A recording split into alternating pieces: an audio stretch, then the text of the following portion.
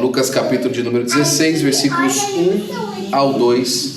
Nós vamos hoje, irmãos, tratar do nosso último estudo sobre as parábolas de Jesus. Na semana que vem nós vamos começar a falar sobre a Bíblia Sagrada, amém? Nesses próximos 2 semanas nós vamos falar sobre a Bíblia Sagrada e depois nós vamos falar sobre angeologia. Vamos falar sobre a teologia dos anjos, não é?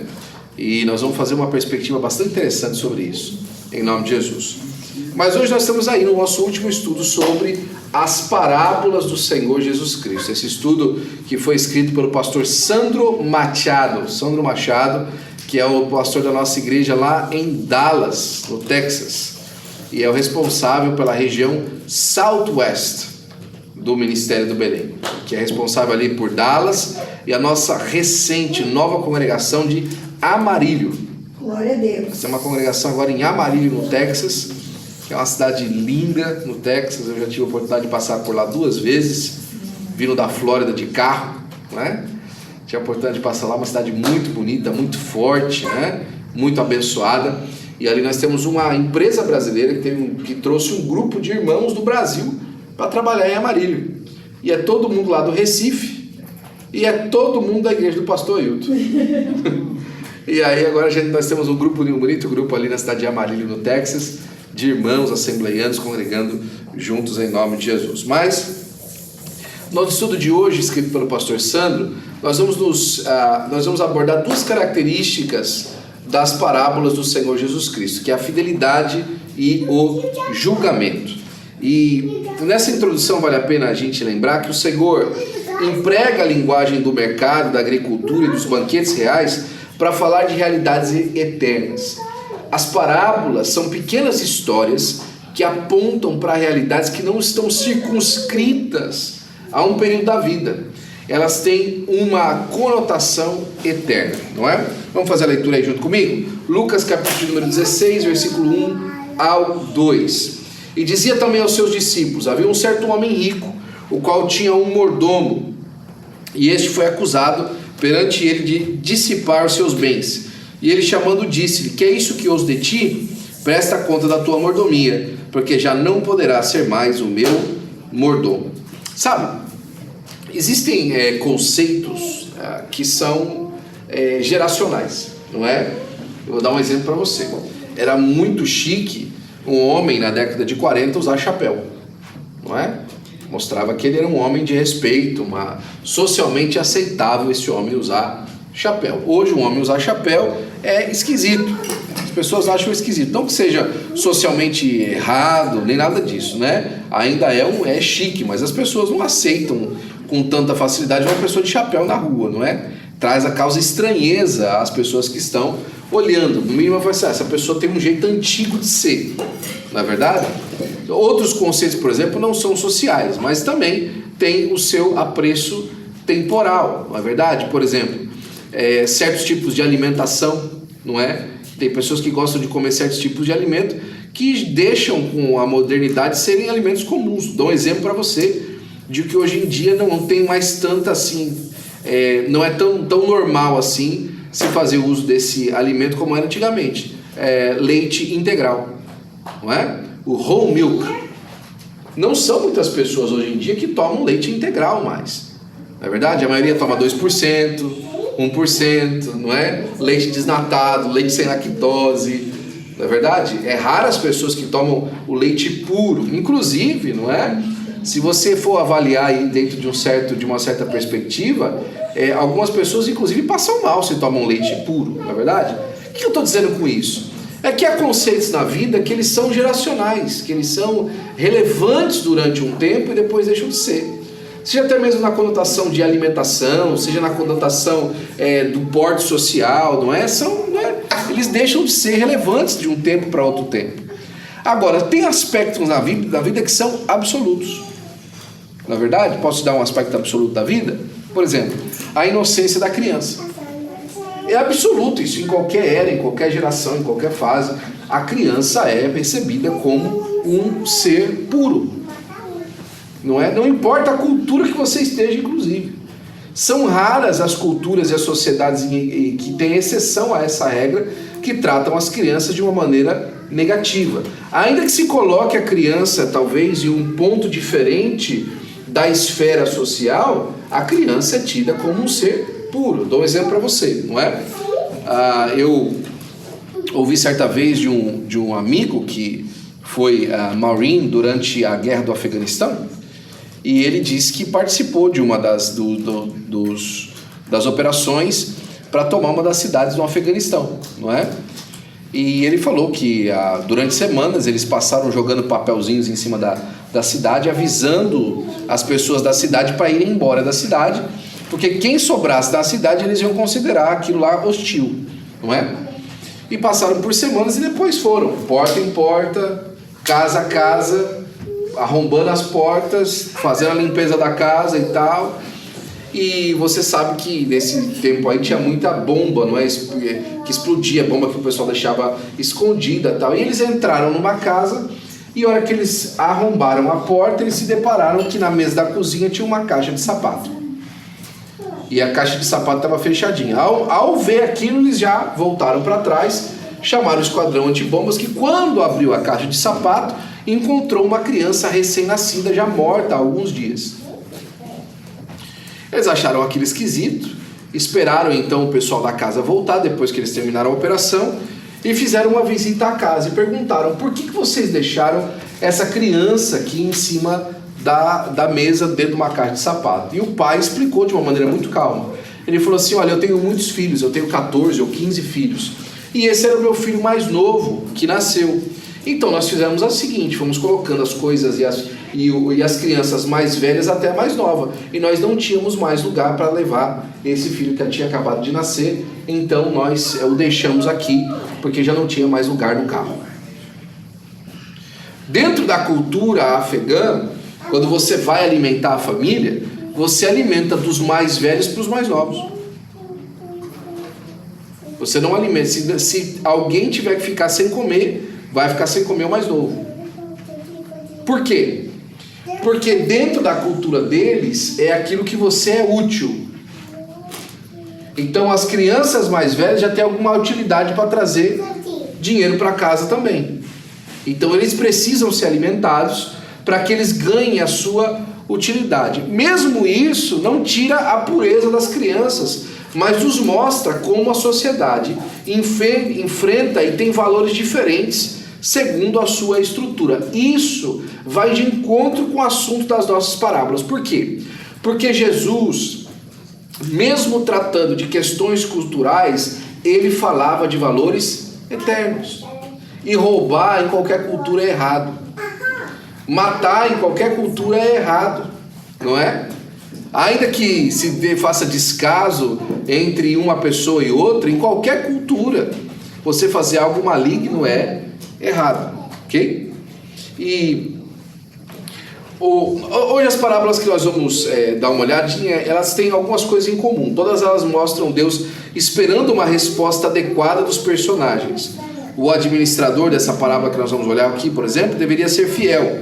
A figueira deveria dar frutos e os convidados deveriam aceitar o convite real e estarem em conformidade com o padrão.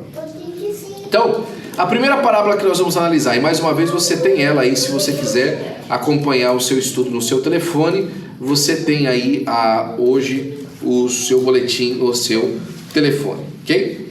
Aí dizia também aos seus discípulos: havia um certo homem rico, o qual tinha um mordomo, e esse foi acusado perante ele a dissipar os seus bens.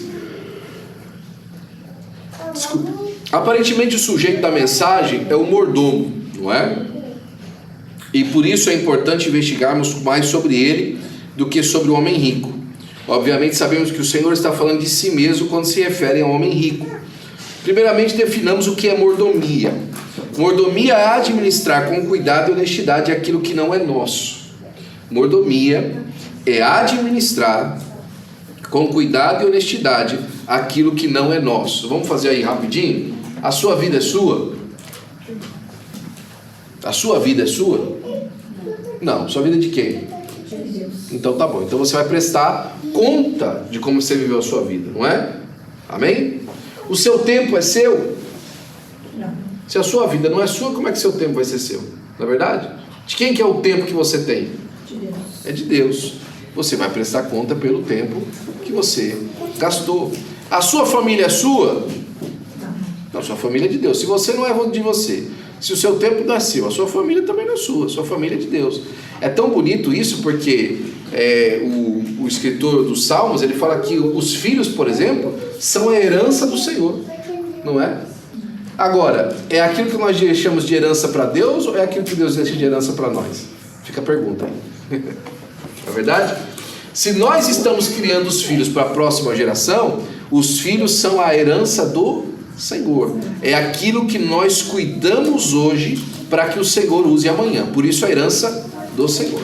É aquilo que o Senhor requer de nós hoje para que esteja apresentado na presença dele amanhã, quando nós não estivermos mais aqui. Então os nossos filhos não são nossos. Por isso que a gente fala assim, os nossos filhos são do Senhor, não é? Por quê? Porque nós estamos criando eles para servirem ao Senhor. E quando isso não acontece, fique tranquilo, tá? Vai doer, mas depois a gente passa o metiolate, não é? Quando isso não acontece, quando os nossos filhos não estão servindo ao Senhor, a responsabilidade dentro de algum parâmetro é nossa. Ainda que, depois de ensinados, eles possam tomar as suas próprias atitudes, é sempre bom nós olharmos para a maneira como nós criamos e procurar saber se podíamos ter feito melhor, e se podíamos ter feito melhor, nos arrepender debaixo da mão de um Deus que é poderoso para perdoar. Porque se nós falamos assim, né, e aqui entra num contexto muito, muito complicado por orgulho humano. Eu fiz tudo que eu podia, então eu estou isento dele. Isso significa dizer que nós confessamos a nossa perfeição nas nossas atitudes. E quem de nós pode fazer isso? Agora, se nós podemos falar assim, olha Deus, o Senhor sabe que eu tentei com todas as minhas forças, mas pelas vezes que eu falei, eu te peço perdão. Pelas vezes que eu não alcancei, eu te peço perdão. Então o perdão de Deus vem sobre nós e nos ajuda a estarmos completos da presença do Senhor. Amém? Glória a Deus por isso. O teólogo Matthew Henry apresenta dessa forma o conceito da mordomia dessa parábola. A parábola em si, na qual todos os filhos dos homens são representados no mordomo, é realmente apenas sobre mordomos. Seja o que for que tivermos, e devemos estar conscientes de que tudo pertence a Deus.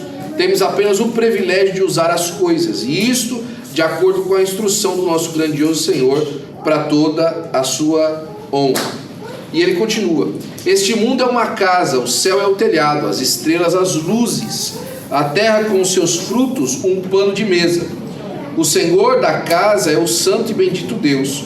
O homem é o mordomo, em cujas mãos o produto dessa casa são entregues. Se o homem se comportar bem, achará favor aos olhos do seu Senhor. Se não, ele será dispensado da sua mordomia. Enfim, o homem que é o mordomo, que recebe os recursos dessa vida para administrar segundo a vontade de Deus, precisa administrar com fidelidade para receber a aprovação. Caso contrário, ele vai ser dispensado por Deus. Todos nós enfrentaremos a mesma acusação, caso não sejamos fiéis àquilo que Deus nos confiou, pervertendo o seu propósito. Portanto, devemos julgar a nós mesmos antes de sermos julgados pelo Senhor, não é? A tristeza do Senhor reflete o pesar divino diante da infidelidade humana. O mordomo, consciente da sua culpa, aceita silenciosamente a sua destituição. A narrativa nos ensina duas verdades fundamentais. Primeiro, nossa mordomia é temporária. Aquilo que nós estamos cuidando aqui nessa terra é temporário. O que eu quero dizer com isso? É que as luzes dessa vida vão se apagar. Nós não vamos ser mordomos dessa vida para sempre, porque um dia Deus vai requerer de nós o fôlego de vida que Ele nos deu, não é? E o que vai sobrar de nós são a nossa fé no Senhor Jesus Cristo e aquilo que nós fizemos dela, não é? Se nós vivemos a nossa fé do Senhor Jesus Cristo de acordo com a crença de que Ele estava nos vendo e que nós estávamos cumprindo nosso papel como mordomos dele, glória a Deus. Agora, se a gente chegar no céu achando que a gente vai bater a porta no céu e falar assim, dá meu galardão, a gente vai perceber que a gente, na verdade, nunca foi conhecido do Senhor nosso Deus, não é verdade? O resto da parábola segue a narrativa de um homem ímpio, não é? O patrão ficou impressionado com a esperteza do administrador. Olha só que interessante. A partir do versículo 3, ó. E o mordomo disse consigo: que farei, pois o meu senhor me tirará a mordomia? Cavar não posso, de mendigar tenho vergonha.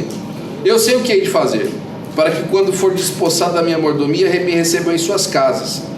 E chamando a si cada um dos devedores do seu senhor, disse ao primeiro: quanto deves ao meu senhor? Ele respondeu: 100 medidas de azeite. E ele disse: toma a tua conta. E assentando, escreveu 50. E depois disse ao outro: e tu quanto deves? E ele respondeu: 100 alqueires de trigo. E ele disse: tome a tua conta, escreve 80. E louvou aquele senhor, o injusto mordomo, por ter procedido prudentemente. O patrão ficou impressionado com a esperteza do administrador. Ele soube pensar rápido e preparar para o futuro. O patrão não elogiou a desonestidade do homem, mas sim a sua capacidade de planejar para o futuro. Ele viu que tinha um problema e agiu para resolvê-lo. Olha que interessante. Significa que Deus estava vendo que ele estava sendo ímpio, que ele estava sendo errado. Mas elogiou ele porque na hora de precisar sair daquela situação apertada, ele foi inteligente. Sabe o que Deus está olhando para nós? É que é o seguinte: Deus vê a capacidade que nós temos de poder desenrolar a vida. A tristeza dele é que a gente não usa essa capacidade toda para servir ele, não é? Eu ouvi com esses ouvidos que até rádio comigo de um irmão que falou o seguinte, assim, trabalhando comigo: aqui na igreja eu não mostro tudo que eu sei fazer, não, porque eu sei fazer muito mais das coisas que eu faço aqui, porque eu tenho que proteger, né, meus talentos. Eu não posso assim fazer essas coisas que eu sei fazer extraordinária aqui para a igreja, não. Aqui para a igreja eu ofereço aqui o que dá bom.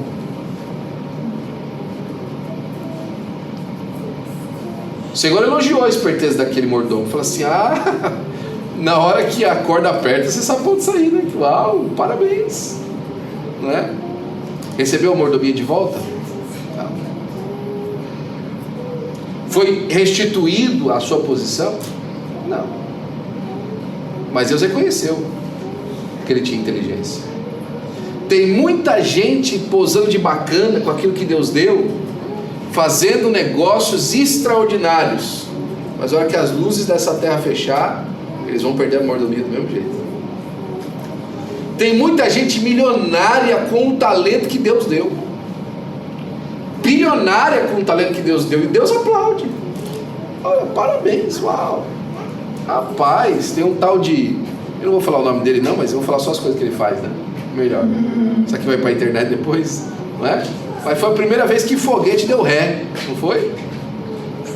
E Deus aplaude. Uau, meu amigo, que extraordinário.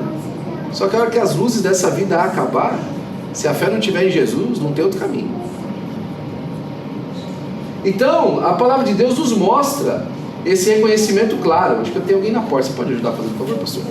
Esse reconhecimento claro, não é? De que as pessoas, elas necessitam, não é? Ter o seu coração aí juntinho com o coração do Senhor nosso Deus, ok? Jesus utiliza essa história para ensinar como devemos lidar com as coisas que Deus nos dá.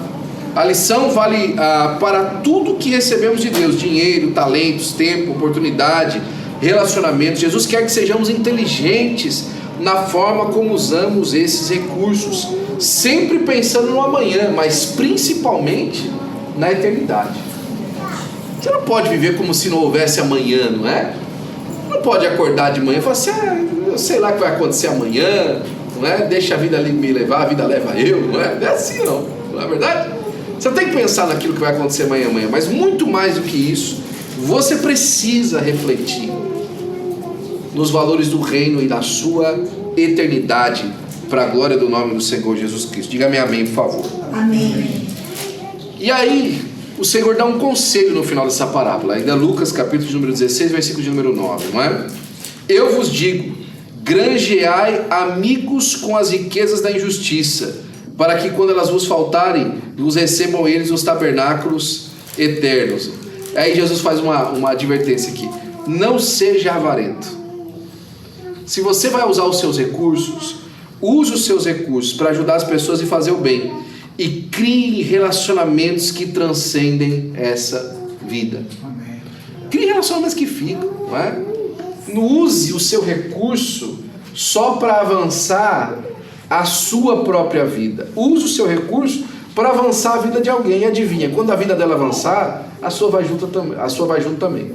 Jesus está ensinando a gente através dessa parábola: seja inteligente com as coisas que você tem, com os recursos que Deus te deu, não é? Faça isso para que você consiga também ser abençoado através daquilo que você tem. E aí Jesus dá aquele conselho que a gente usa muito para falar das finanças, não é verdade? A gente vai mais outras duas parábolas, mas essa aqui terminando, Jesus usa muito para falar das finanças. Aquele que é fiel no mínimo, também é fiel no muito. E quem é injusto no mínimo, também é injusto no muito. Literalmente o Senhor está dizendo mais ou menos assim: se você não consegue ser fiel com $10, não vai ser fiel com 1.000. Deus testa a nossa honestidade primeiro nas coisas pequenas. Olha, não são os grandes tropeços que levam o homem ao abismo, são os pequenos. Eu gosto de lembrar disso do pecado de Davi, não é? O texto do pecado de Davi começa assim: no tempo que os reis saíam para a guerra, Davi ficou em casa. Né? Parece até que ela devia estar tendo pandemia em Israel, né? Aí falaram para Davi: fica em casa, Davi. Ele ficou em casa, não foi? No tempo que eles saíam para a guerra, Davi ficou em casa. Já estava fora da normalidade. Parece uma coisa pequena, não é? Ah, gente, pelo amor de Deus, uma vez que o rei ficou em casa, toda vez o rei saiu. Quantas guerras Davi saiu? Uma vez que Davi ficou em casa. Pois é, não começa com coisa grande, começa com pequeno, né? Eu gosto de lembrar disso, por exemplo, do primeiro pecado, não é? O primeiro pecado da humanidade. Não porque o primeiro pecado que houve no universo, porque isso aí já é assunto mais polêmico ainda do que o primeiro pecado. Mas o pecado do Éden. Você já parou para pensar na relatividade do que aconteceu? Deus passa e fala assim: olha, daquela árvore ali você não pode comer, tá bom. E aí eu gosto de lembrar, eu já falei isso algumas vezes aqui na igreja, eu gosto de lembrar daquele gibi do Chico Bento, lembra? Do Chico Bento, da Turma da Mônica? Que tinha lá no interior, a gente gostava muito do Chico Bento, né? E eu lembro que tinha a fazenda do Nholau, né? Do senhor Lau, né? Ele ia ser Laudemir, alguma coisa, mas ele chamava de Nholau. E o Chico amava de comer as mangas do Nholau. E quando ele pegava uma manga, saía o Nholau com a espingarda de sal, tentando dar um tiro no Chico, não é? E você ficava pensando assim: puxa vida, uma manga dos pés de manga que ele tinha, uma manga, que negócio, não é? Que falta de proporcionalidade, né? Uma criança querendo comer uma manga, e você vai sair atrás dando um tiro de sal no menino, não parece? Não é verdade? E aí você olha para o Éden, né? Poxa, uma fruta, será que essa árvore só dava uma fruta?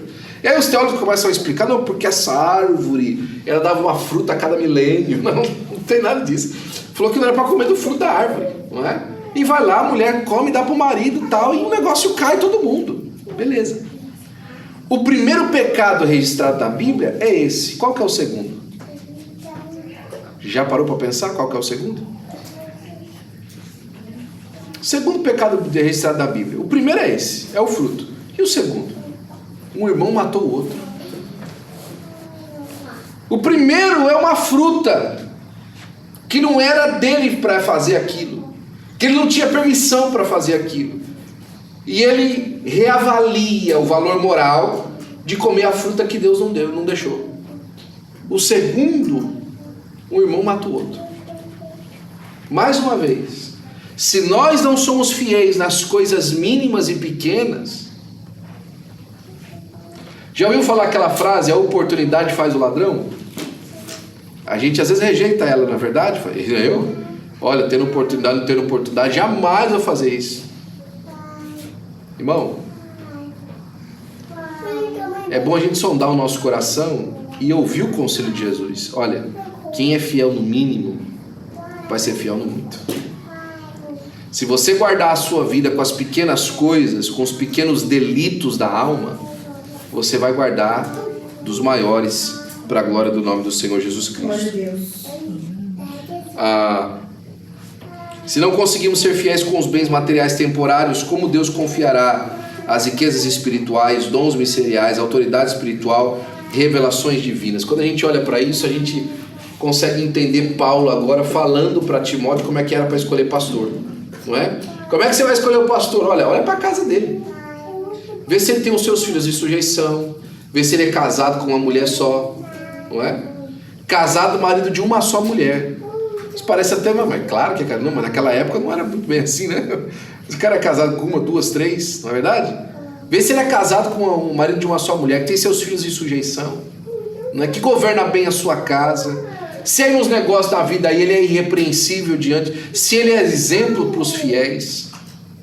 Vê como é que é a situação dele. Por quê? Porque como é que você vai confiar a igreja para alguém que na sua casa já demonstra que não tem uma boa conduta? Não é? Quando nós vemos isso, essa maneira de organizar a igreja, nós vemos o princípio delas naquilo que Jesus está falando. Olha, se vocês não conseguirem ser bons mordomos de Deus nas coisas temporais que acontecem, como é que você acha que Deus vai dar a você, não é, dispensar sobre a sua vida dons espirituais, não é? E aí ele termina falando aqui, versículo 16, verso 13, um dos versos também muito polêmicos da palavra de Deus. Nenhum servo pode servir aos dois senhores, porque há de aborrecer um e amar ao outro, ou se há de chegar a um e desprezar ao outro.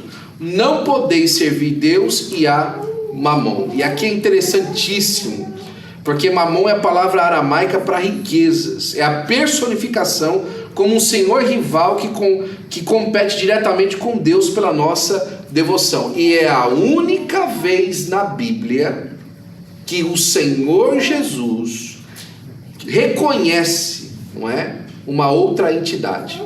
Porque quando ele fala assim que os fariseus diziam que ele expulsava demônios com Belzebu, ele está falando que os fariseus diziam isso.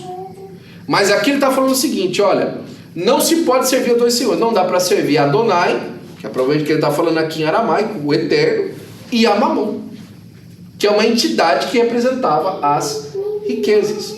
E aqui é importante, Jesus reconhece a realidade espiritual das coisas que nós fazemos. Olha, uma coisa básica na observação teológica da vida, da perspectiva teológica da vida, é a seguinte: é que as coisas primeiro são espirituais para depois ser física.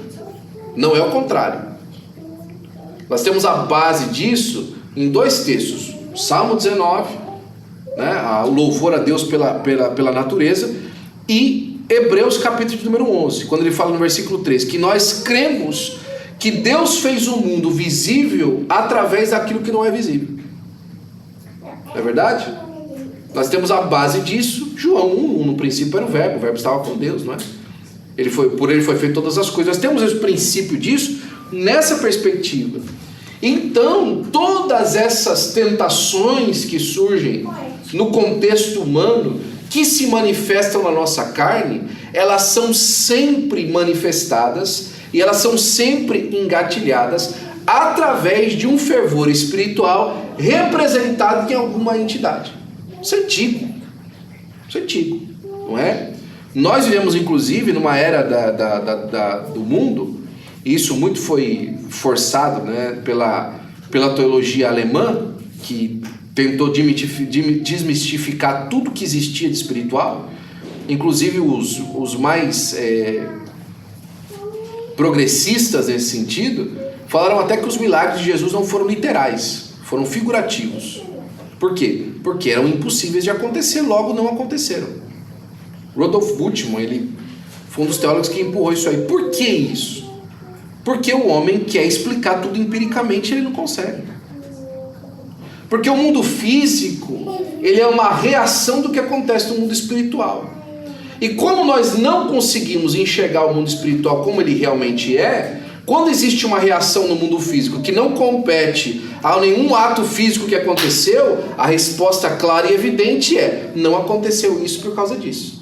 Isso aqui é um ato simplesmente corriqueiro, uma circunstância, é um tropeço, é um problema dessa esfera, então não existe nada de espiritual. Mas o Senhor Jesus está dizendo que esse afã dos homens, que essa vontade dos homens, que esse amor dos homens pelo dinheiro e pela riqueza é uma manifestação física de um problema espiritual. É um senhor espiritual, é uma entidade espiritual que faz com que o homem deixe tudo por causa de dinheiro. Inclusive, não é? Tem igrejas e movimentos teológicos inteiros fundamentados na adoração a Mamon. Não é verdade? Por exemplo, qual que é a relação que Jesus disse que nós seremos conhecidos por andar com Ele? Jesus falou assim para os seus discípulos: olha, tem uma credencial que quando vocês tirarem ela para fora do bolso, vai todo mundo ver que vocês são meus discípulos. Qual que é? Do Ministério do Belém? Não. Da Assembleia de Deus? Também não. Ele falou assim: todos saberão que quando vocês são meus discípulos, pela forma como vocês vão se amar uns aos outros. Essa é a credencial.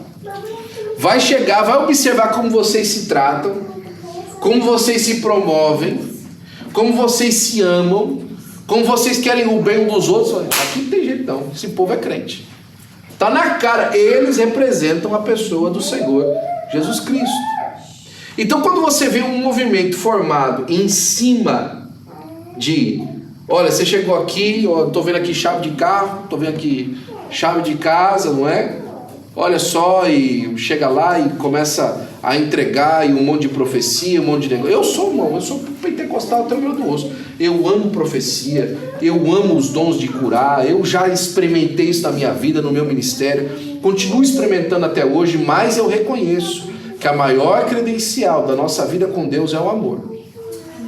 As outras coisas que seguem a isso têm que estar circunscritas a essa realidade. Por quê? Porque senão o Mamon aparece e outras entidades aparecem também, não é? Você vai descobrir quem realmente é o seu Senhor quando tiver que tomar decisões difíceis sobre o dinheiro. Se você escolher sempre o que dá mais lucro, o dinheiro é seu Senhor, não é? Eu entendo, irmãos, às vezes acontece bastante, inclusive na igreja migrante, não é?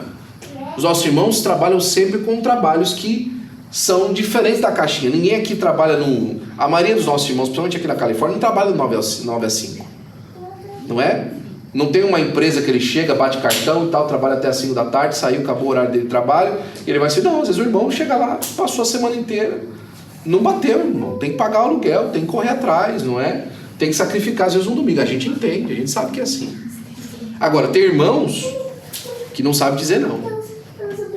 Ele já completou a semana, ele já fez um bom dinheiro, mas entre perder o culto e atender o cliente, vou deixar você completar. Não é? Entre atender o culto, entre se juntar com os seus irmãos para promover o evangelho, não é? E aí a gente fica sabendo quem é o Senhor. A escolha é clara, não existe meio termo. Ou usamos os nossos recursos, sejam materiais, intelectuais e espirituais, para servir a Deus, ou acabaremos sendo usados por eles. Ok? A segunda parábola está em Lucas 13, capítulo de número 6. E eu preciso começar a terminar. Um certo homem tinha uma figueira plantada na sua vinha e foi procurar frutos e não achou. Eu gosto dessa parábola aqui, eu vou correr um pouquinho mais para ela aqui, que ela é uma coisa que está mais na minha cabeça. Ele passou, o dono da vinha falou assim: escuta, esse pé aqui não dá fruto, já tem um tempo que está aí, né? Vou fazer o seguinte, chamou o vinhateiro, que era o cuidador daquele pomar, e falou assim: ó, pode tirar essa árvore aí, corta e joga fora, queima ela. Por quê? Porque, irmão, eu não sei se você percebeu isso já, mas a Bíblia, num contexto geral, ela é muito utilitarista. Ainda que nós somos filhos, um filho de Deus tem utilidade no reino, não é? Nós não somos só trabalhadores, mas um filho no reino tem utilidade. Nós não somos enfeite, não é? E aí eu gosto de um texto que às vezes a gente não interpreta ele da melhor maneira. Eu aprendi isso com um professor meu. Ele falou assim para mim, né? Vocês acham que missão é coisa da igreja? Missão não é coisa da igreja, não. A missão não tem nada a ver com a igreja. Eu falo, o que é isso, pastor? O que é isso, professor? Como assim missão não tem nada? Missão não tem nada a ver com a igreja. A igreja, olha, não tem nada a ver com a missão. Então, explica isso aí. Tá bom, explico. Missão é coisa de Deus. E Deus ama tanto a missão, Ele quer tanta missão, que Ele investiu a igreja nela. Então a igreja não fica achando que ela é muito amorosa quando ela se envolve com missão. Não. A igreja ela está investida em missão. E a igreja que não se investe em missão, ela é rebelde. Simples.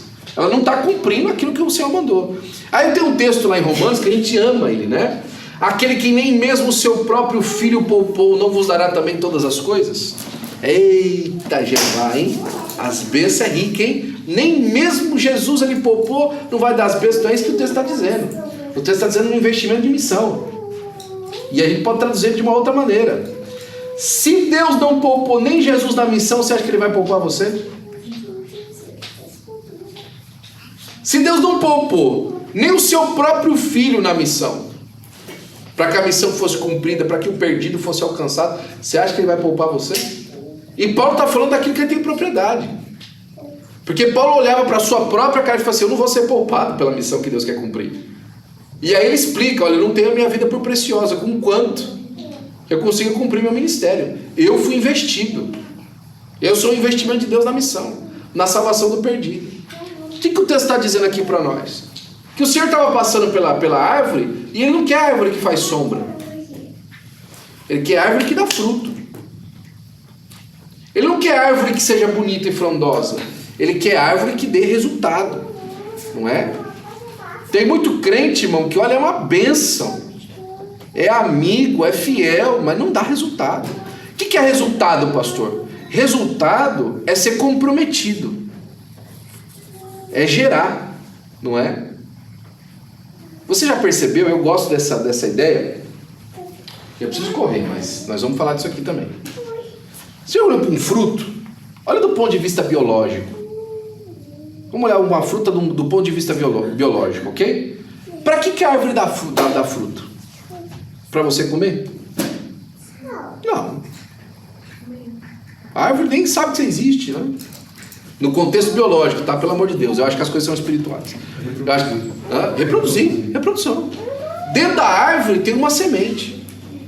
E o fruto está envolvido nela, aquele fruto gostoso que você come, aquilo ali é para adubar a semente. Porque vai cair no chão, aquele fruto vai apodrecer em volta da semente, e os nutrientes necessários para a nova árvore, as raízes, estão ali naquele fruto. Ele serve também de alimento. Ele nos nutre também de alimento. Ah, então, pastor, o senhor está sendo muito naturalista da vida. Não, te provo que Deus fez isso ainda pensando em nós. Mas do ponto de vista biológico, está ali. O fruto acontece para perpetuar a espécie.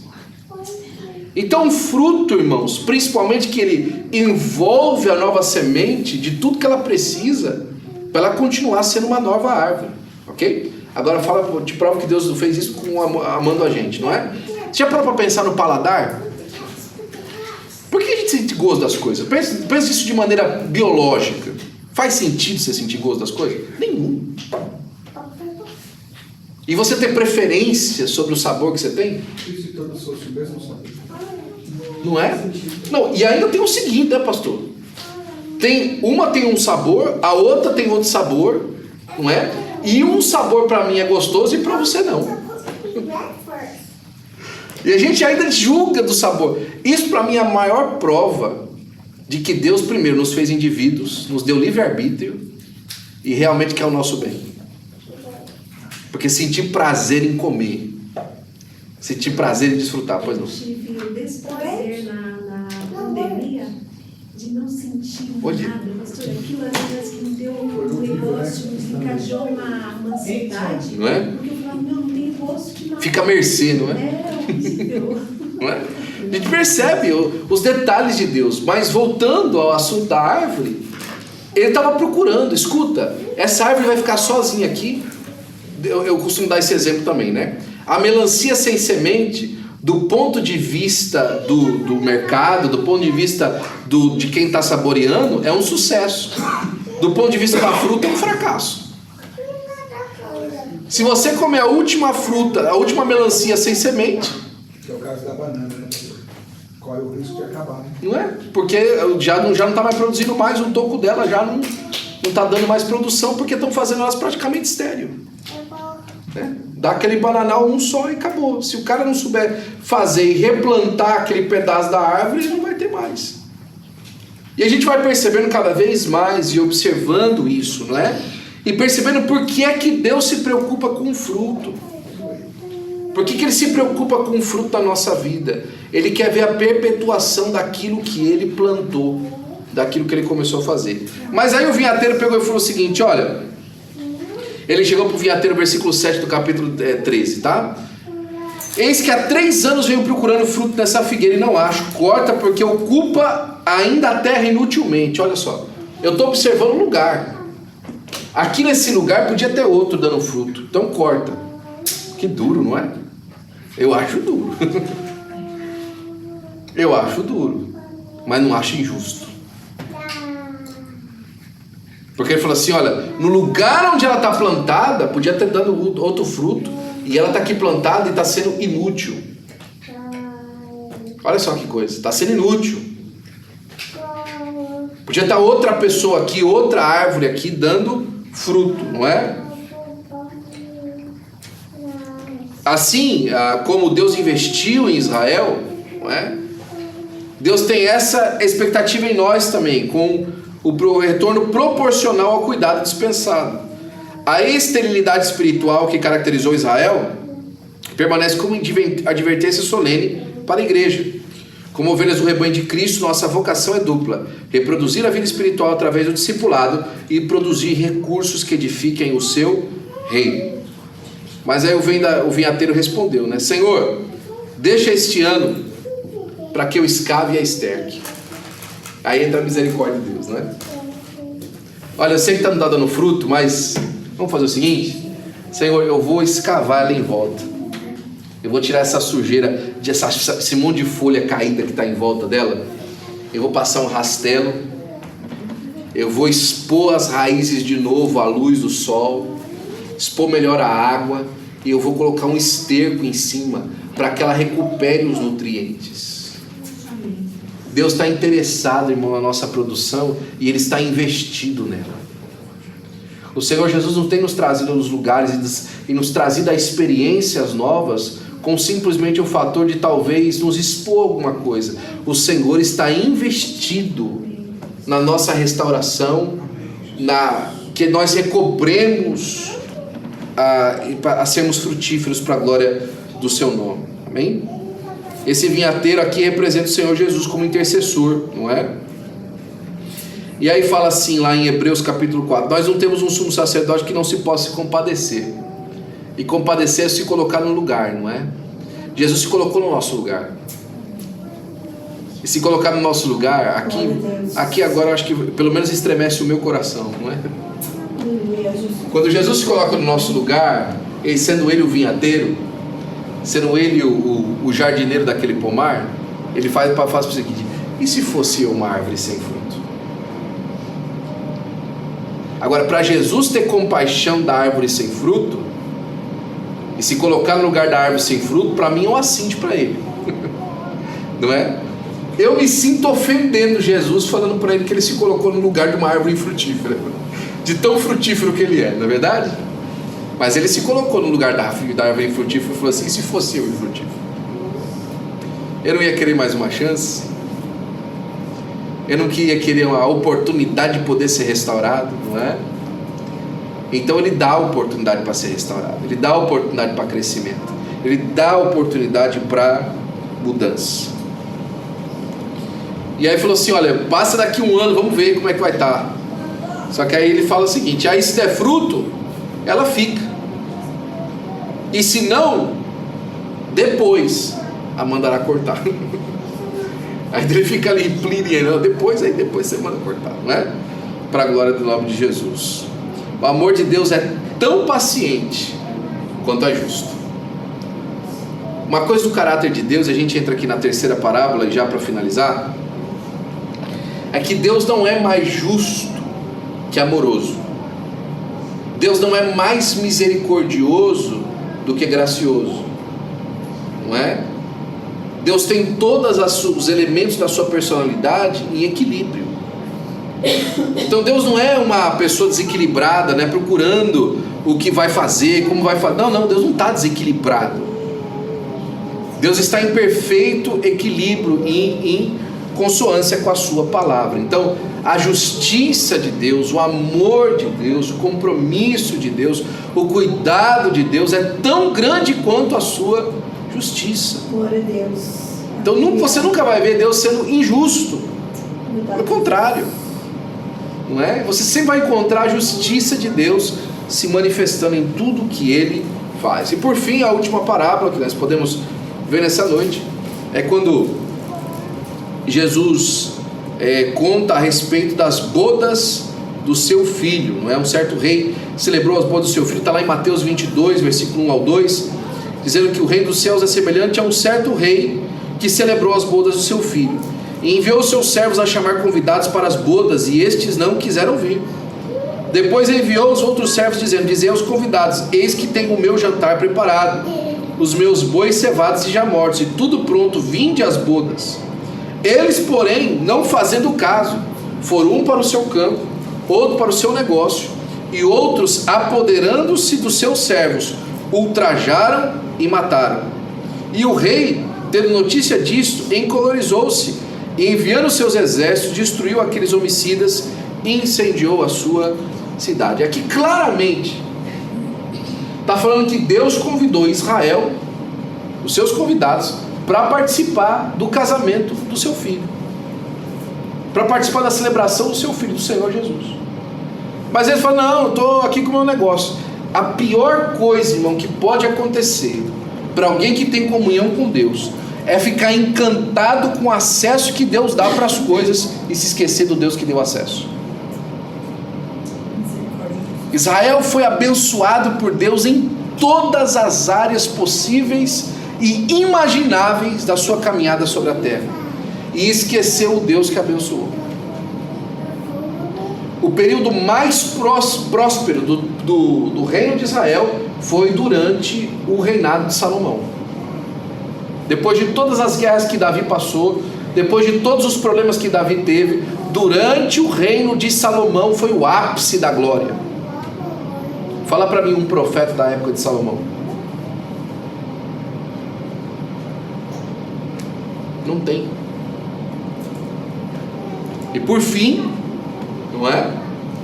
No final do seu reinado, no finalzinho do seu reinado, o próprio, por conta dos seus casamentos, da sua riqueza, das suas mulheres, fez altares nos altos dos montes para os deuses das outras nações.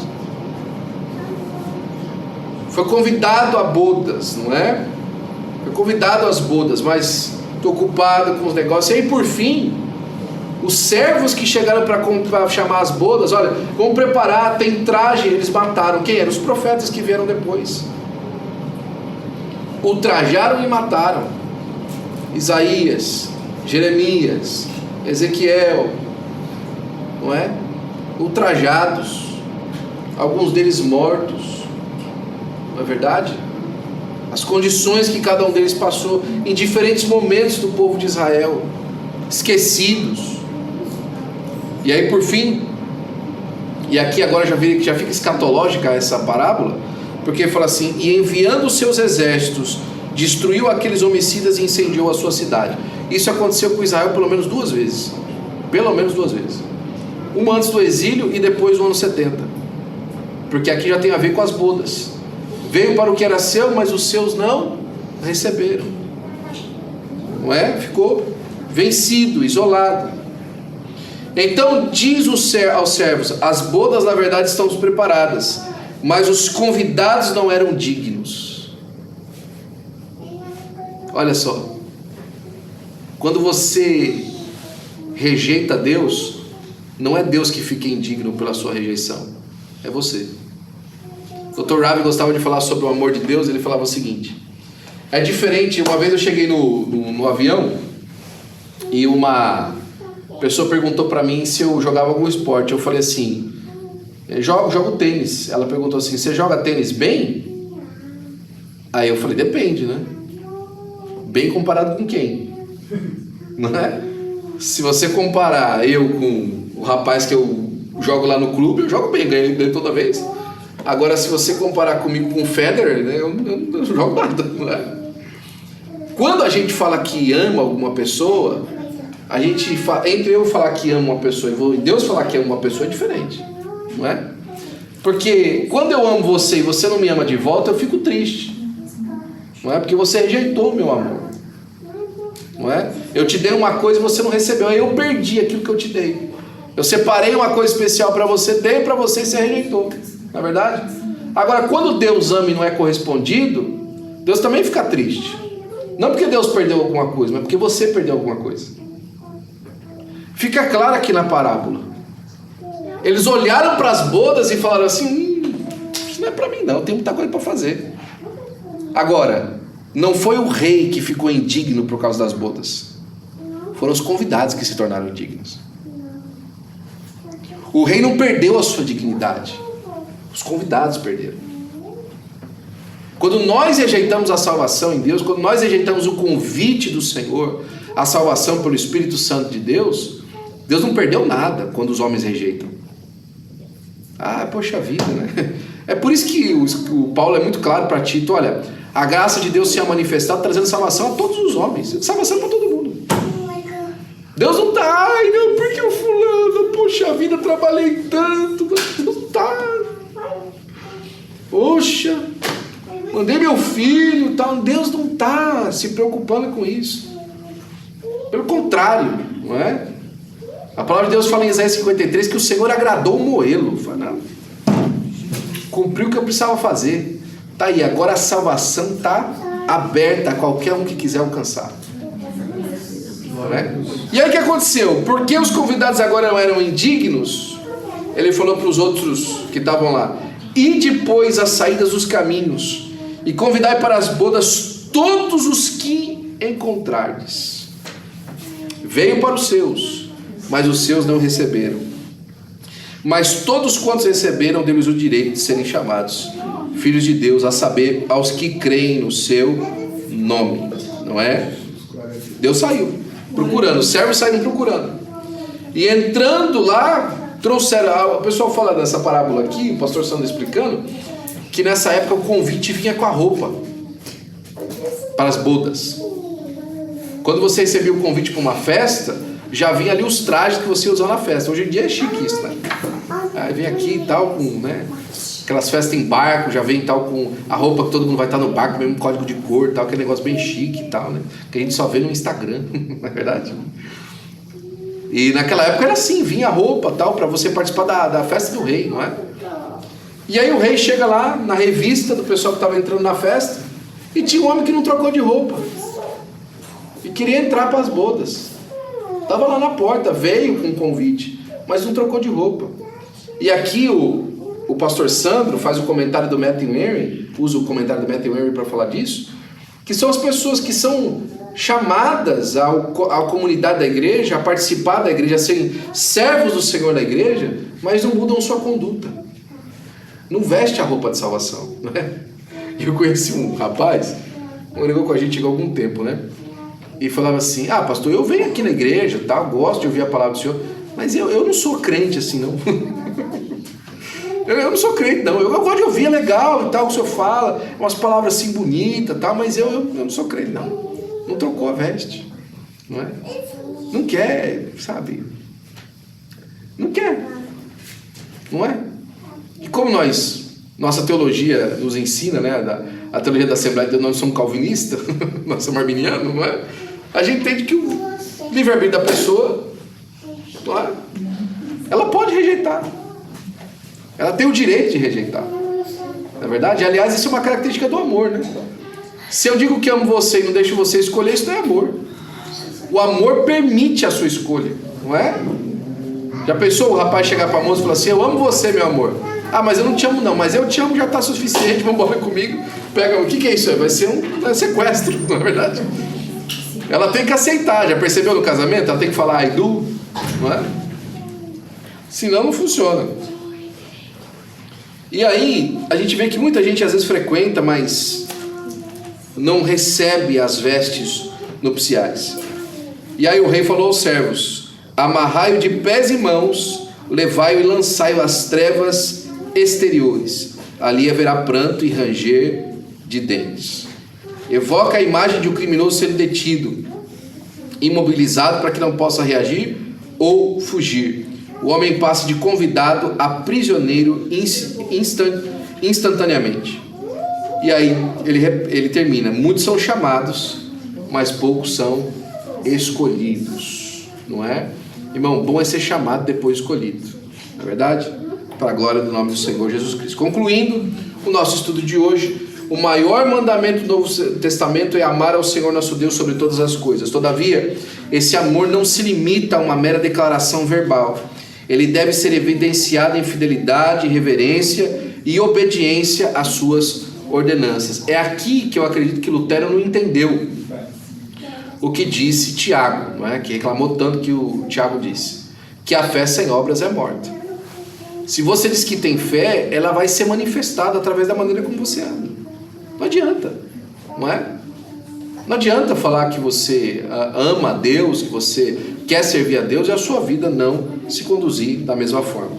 O administrador infiel perdeu o cargo, a figueira estéril estava destinada a ser cortada se não melhorasse, os convidados indignos foram destruídos e o convidado sem veste foi lançado para fora. Em sua misericórdia, Deus concede tempo e oportunidade para que correspondamos ao seu amor. Contudo, chegará o dia, estabelecido pelo próprio Senhor, em que cada um de nós prestará conta da mordomia que nos foi confiada. Então, vamos usar o tempo que Deus nos deu da nossa peregrinação aqui na terra para a gente, de verdade, viver o Evangelho do Senhor Jesus Cristo na nossa vida, para a glória do seu próprio nome. Amém? Amém. Deus abençoe você, que você possa ser edificado com essa palavra, que ela possa servir de alimento para a sua alma e de reflexão para o seu coração. Reflita, não é? Como é que anda a nossa conduta pessoal? Como é que anda a nossa maneira de observar aquilo que Deus nos chamou para sermos e não simplesmente para termos aqui nessa terra, em nome de Jesus. Amém?